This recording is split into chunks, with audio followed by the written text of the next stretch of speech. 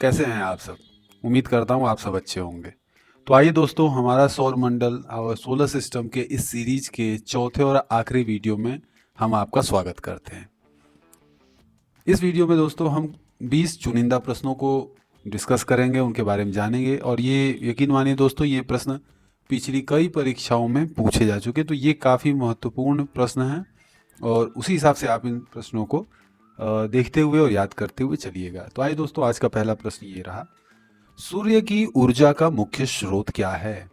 नाभिकीय संलयन, नाभिकीय विखंडन, रासायनिक अभिक्रिया या गुरुत्वाकर्षण बल? तो दोस्तों सही उत्तर होगा नाभिकीय संलयन। जी हाँ, नाभिकीय संलयन ही वो प्रक्रिया है जिससे सूर्य में ऊर्जा का निर्माण होता है। कि नाभिकीय संलयन में दो हल्के नाभिक जैसे हाइड्रोजन आपस में मिलकर एक भारी नाभिक बनाते हैं और इस प्रक्रिया में अत्यधिक ऊर्जा उत्सर्जित होती है। सूर्य तथा अन्य तारों की ऊर्जा इसी विधि से उत्पन्न होती है। सूर्य में हाइड्रोजन परमाणु हीलियम में बदलते हैं जिससे बहुत अधिक ऊर्जा निकलती है। फ्यूजन के लिए अत्यधिक ऊष्मा और अत्यधिक दबाव चाहिए, यही कारण है कि इसे पृथ्वी पर नियंत्रित करना बहुत कठिन है। तो ये कुछ तथ्य थे नाभिकीय संलयन से संबंधित।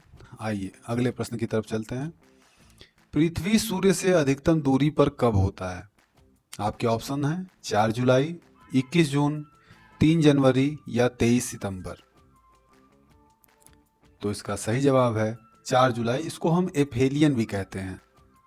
और ये एक स्लाइड के माध्यम से देखिए, आप यहाँ समझ पा रहे होंगे। पृथ्वी सूर्य से न्यूनतम दूरी पर कब होता है? 4 जुलाई, 21 जून, 3 जनवरी या 23 सितंबर। तो दोस्तों इसका सही जवाब होगा 3 जनवरी। इसको हम पेरीहेलियन के नाम से भी जानते हैं। चौथा प्रश्न, अंतरिक्ष में ध्वनि क्यों सुनाई नहीं देती है? पहला ऑप्शन हवा की अधिकता के कारण, दूसरा प्रकाश के कारण, तीसरा हवा के अभाव के कारण या अधिक गुरुत्वाकर्षण बल के कारण। तो इसका सही जवाब होगा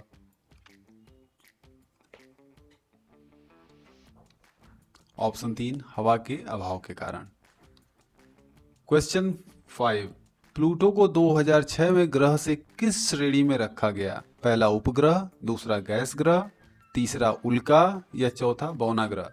तो दोस्तों आपको ये पता होगा कि पहले प्लूटो हमारे सौरमंडल में ग्रहों का एक हिस्सा था, लेकिन 2006 में इसको ग्रहों की श्रेणी से निकाल करके बौने ग्रह की श्रेणी में डाल दिया गया। अगला प्रश्न, कौन सा ग्रह सूर्य के चारों ओर सबसे धीमी गति से घूमता है? नेपच्यून, यूरेनस, बृहस्पति या शनि?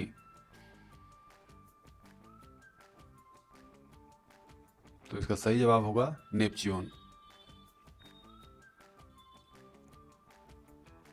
अगला प्रश्न, एक खगोलीय इकाई AU, जिसको एस्ट्रोनॉमिकल यूनिट भी कहते हैं, किस दूरी को दर्शाती है?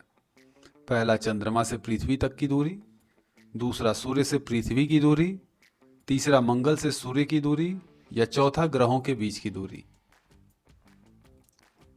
तो इसका सही जवाब होगा सूर्य से पृथ्वी की दूरी, जो कि लगभग 15 करोड़ किलोमीटर है। अगला प्रश्न, चंद्रमा पर सबसे पहले किस देश ने मानव भेजा था? मानव रहित यान होता है और एक मानव युक्त यान होता है। तो वो पूछना चाह रहे हैं कि पहला कौन सा देश था जिसने मानव भेजा था? मानव, पहला ऑप्शन रूस, अमेरिका, भारत या चीन। तो इसका सही जवाब होगा दोस्तों अमेरिका। और ये उसकी एक तस्वीर है जो आप देख सकते हैं अपने स्क्रीन पर। नासा ने अपोलो 11 मिशन द्वारा मून लैंडिंग की थी, ये आपको याद रखना चाहिए। नील आर्मस्ट्रॉन्ग 20 जुलाई 1969 को चंद्रमा पर कदम रखने वाले पहले इंसान बन गए थे। उनका ये काफ़ी फेमस कोट है उनका, that is one small step for man, one giant leap for mankind. बहुत ही बड़ी बात है ये। इसको हिंदी में भी देख लेते हैं। यह एक आदमी का छोटा कदम है, लेकिन मानव जाति की एक बड़ी छलांग है। वो कट गया है थोड़ा।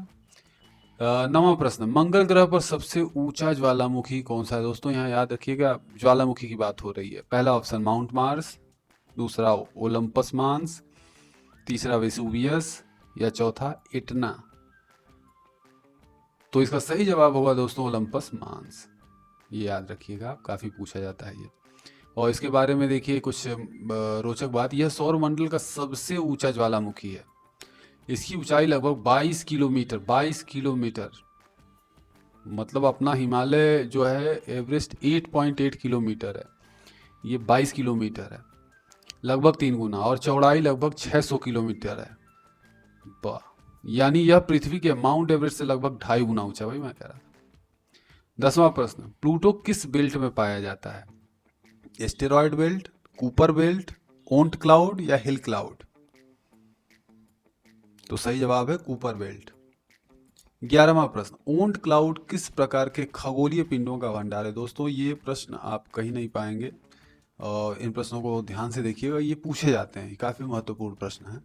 तो पहला ऑप्शन है ग्रहों का, उल्काओं का, धूमकेतुओं का या चंद्रमाओं का? तो ओंट क्लाउड धूमकेतुओं का भंडार है। पृथ्वी के चारों ओर कितने कृत्रिम उपग्रह मौजूद हैं? आर्टिफिशियल सैटेलाइट्स की यहाँ बात हो रही है। 100, 500, 1000 या 6000 से भी अधिक? तो जाहिर सी बात है कि 100 और 500 या 1000 तो नहीं होगा, तो इसका सही आंसर होगा 6000 से अधिक। दोस्तों उसमें मिस, और ये रहा एक सैटेलाइट का इमेज।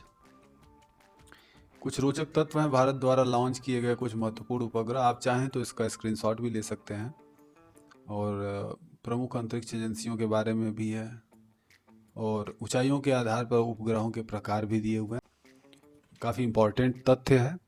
अगला प्रश्न, कैलिस्टो और गैनीमीड किस ग्रह के उपग्रह हैं?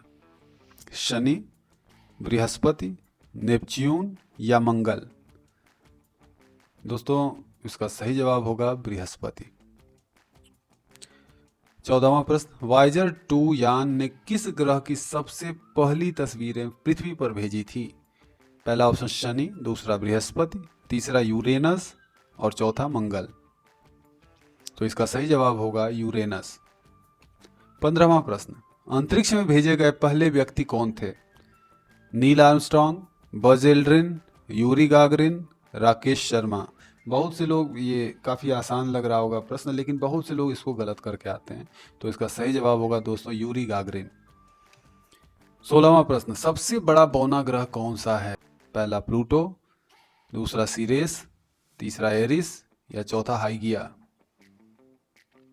तो इसका सही जवाब है एरिस। 17वां प्रश्न, शनि के सबसे बड़े चंद्रमा का क्या नाम है? इंसेसेडस, टाइटन, रिया, डायोने? तो इसका सही जवाब होगा दोस्तों टाइटन। टाइटन जो है चंद्रमा का शनि का सबसे बड़ा उपग्रह है। और ये देखिए इसके बारे में कुछ खास बातें, ये सौरमंडल में दूसरा सबसे बड़ा चंद्रमा है, या यूं कह लें नेचुरल सैटेलाइट है, और बृहस्पति का जो गैनीमीड है जिसके बारे में अभी हमने पढ़ा था वो सबसे बड़ा है। टाइटन एकमात्र ऐसा चंद्रमा है जिसका घना वायुमंडल है। वायुमंडल हमारे जीवन के लिए काफ़ी महत्वपूर्ण है। इसका वायुमंडल नाइट्रोजन से भरपूर है, जो पृथ्वी की तरह है। हमारे यहाँ भी नाइट्रोजन ही सबसे ज़्यादा पाई जाती है जो पृथ्वी की तरह, लेकिन यहाँ मीथेन और एथेन की बारिश होती है। वैज्ञानिकों का मानना है कि टाइटन पर जीवन के लिए संभावनाएं हो सकती हैं, क्योंकि वहाँ रासायनिक रूप से कई जटिल कार्बनिक यौगिक पाए जाते हैं। टाइटन पृथ्वी से लगभग 1.4 अरब किलोमीटर दूर है, एवं इसका व्यास लगभग 5150 किलोमीटर, जो बुध ग्रह से भी बड़ा है। मतलब ये एक उपग्रह की हम बात कर रहे हैं जो हमारे ग्रह से भी बड़ा है।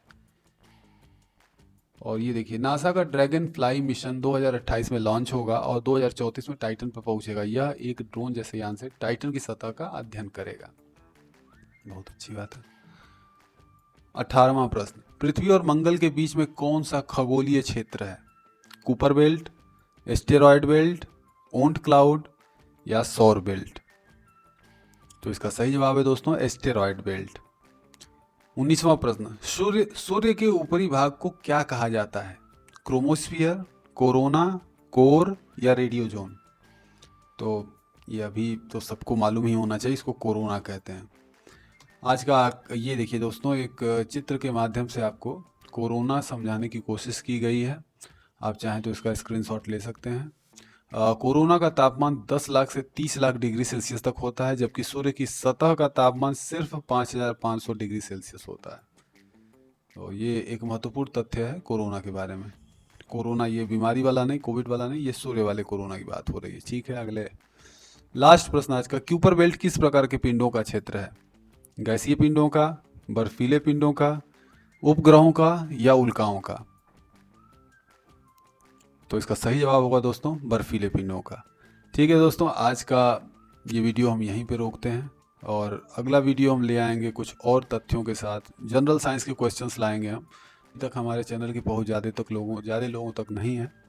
हमारी कोशिश तब भी वही है कि हम एक अच्छी गुणवत्ता वाला कंटेंट आपको मुहैया करवाएं। चलिए ठीक है दोस्तों, आज के लिए इतना ही। फिर कोशिश करेंगे आपके लिए अगला एक वीडियो जल्द से जल्द आने की। अपना समय देने के लिए धन्यवाद दोस्तों। Have a good day.